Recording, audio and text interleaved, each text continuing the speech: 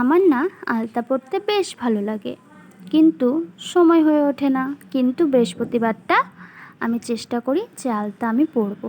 আর দেখো, সকালে কিন্তু উঠে আমি কিন্তু এখানে ছাদ থেকে অনেক দেখি ফুল ফুটে আছে, তো ফুলগুলো আমি সব তুলে নিলাম। আর বেশি বেশি ফুল হলে পুজো দিতে কিন্তু একটু আলাদাই ভালো লাগে, কি তাই না? আমার তো খুব ভালো লাগে। দেখো কতগুলো ফুল হয়ে গেছে। আর ঠাকুরের আসন থাকবে একদম ভরপুর ফুল দিয়ে, অনেক ভালো লাগে। হ্যাঁ, যেহেতু লোকে বলে শুধু সাজিয়ে দিলেই হলো না, ঠাকুরকে নাকি মন থেকে ডাকতে হয়। হ্যাঁ, আমি তো মন থেকে ডাকি, তারপরেও আমার কিন্তু সাজিয়ে দিতে খুবই ভালো লাগে, সে লোকে যাই বলুক না কেন। তো যাই হোক, বৃহস্পতিবার দিন ছিল এটা, আমি তোমাদের সাথে ব্লগ শেয়ার করতে পারিনি। আর সকালবেলা উঠে স্নান করে আমি কিন্তু সূর্যকে প্রণাম করে নিই। এটা কিন্তু আমি বিয়ের পরেই শুরু করেছি, বিয়ের আগে করতাম না। আর যেহেতু বৃহস্পতিবার, তাই ভাবলাম যে আজকে সিঁদুরটাই পরি, সবসময় তো লিকুইড পরি। আর দেখবে বিয়ের পর না নিজের মধ্যে একটা অনেক পরিবর্তন এসছে, একটা না অনেক কিছু পরিবর্তন এসছে। যেরকম নিজেকে একটু শ্বশুরবাড়িতে থাকলে নিজেকে একটু গিন্নি গিন্নি ভাব, মানে কি বলবো, মানে হয়েই যায় একটা।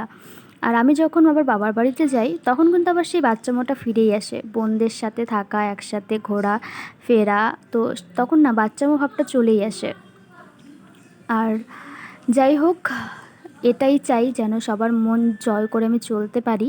সকলে আমায় যেমন ভালোবাসে, আমিও যেন তাদের দ্বিগুণ ভালোবাসতে পারি। তোমরা আশীর্বাদ করো, ভগবানের থেকেও সেটাই চাই।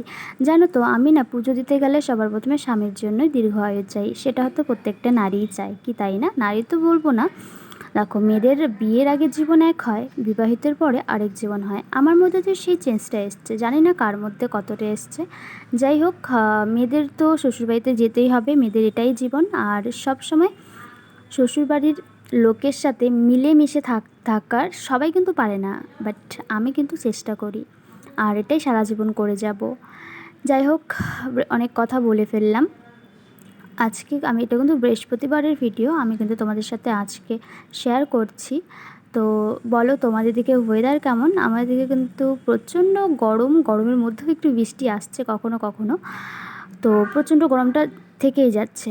আর বৃহস্পতিবার যেহেতু নর্মালি খাবার খেয়েছিলাম, কারণ এই গরমের মধ্যে আমাদের বাড়িতে প্রত্যেক দিন মাছ মাংস হয়ে যায়, ভালো লাগে না। তো এখানে কিন্তু একদম নর্মালি খাবার হয়েছিল সব কিছু। মসুর ডাল হয়েছিল, তারপর সকালবেলা মাসি করেছিল, আলু সেদ্ধ হয়েছিল, ডিম সেদ্ধ হয়েছিল, পটল ভাজা হয়েছিল, মার জন্য কিন্তু মুগ ডালও হয়েছিল। আমাদের বাড়িতে কিন্তু অল্প খাবার বলতে অল্প খাবার বলাই যায় না, অনেকটা খাবারই হয়ে যায়। যাই হোক, আর ভিডিওটা আর বড় করব না।